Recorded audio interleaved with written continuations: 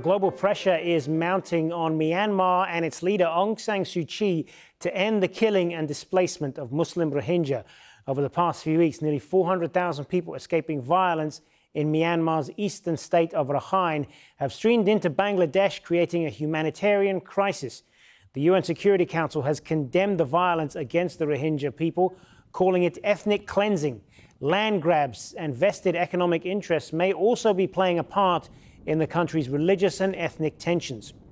A natural resource exploitation in Myanmar is widespread. One example is how its jade industry is run. Nearly all of the world's jade, a near translucent green stone, comes from the hills of Myanmar's north. The industry was worth $31 billion in 2014. That's according to a report by Global Witness. That is as big as half the GDP that year for all of Myanmar. But none of that money is reaching ordinary people or state coffers. Instead, the sector is secretly controlled by networks of military elites. Most stones are smuggled over the border to neighbouring China. Well, joining us from London is Paul Donowitz. Paul is a campaign leader at Global Witness. Thanks for being with us, Paul. So I want to ask you, first of all, in this report, you have called what's happening here possibly the biggest natural resource heist in modern history. Why is that? Explain that. Yeah, thanks for having us. So our year-and-a-half investigation in Myanmar found that the jade sector, production of jade in 2014 equaled $31 billion, which would be 48% of Myanmar's gross domestic product, and 46 times the spending on healthcare that the government spent. So these findings led us to the conclusion that this was, in fact, the biggest natural resource heist in history. Is there a connection then between the jade industry and what is happening right now with the Rohingya community? Yeah, I think you have to look, take a step back and understand the context.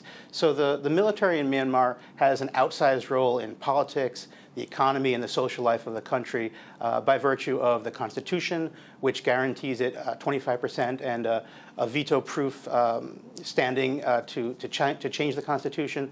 Also, the military controls key sectors of the economy, and by virtue of this special status, the military really remains outside of civilian control. The civilian government can't hold the military accountable for any actions or abuses it commits against ethnic people, including against the self-identified Rohingya.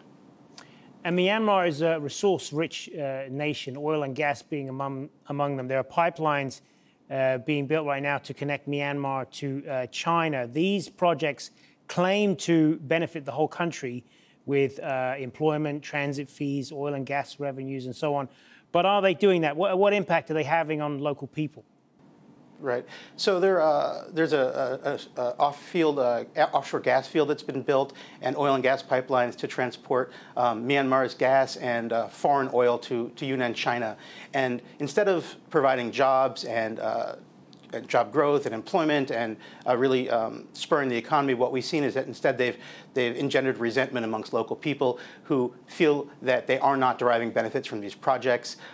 There's issues around land grabs and displacement, and in fact, we're seeing now another mega development project, an economic zone up in Rakhine State that is fueling additional resentment. So these mega projects, which in theory could provide benefits to local people, instead are having the opposite impact and are really only furthering distrust to the central government and the military, and further marginalizing local people, which is not helping the situation in Rakhine at present. Paul Donowitz in London, good to speak to you. Thank you.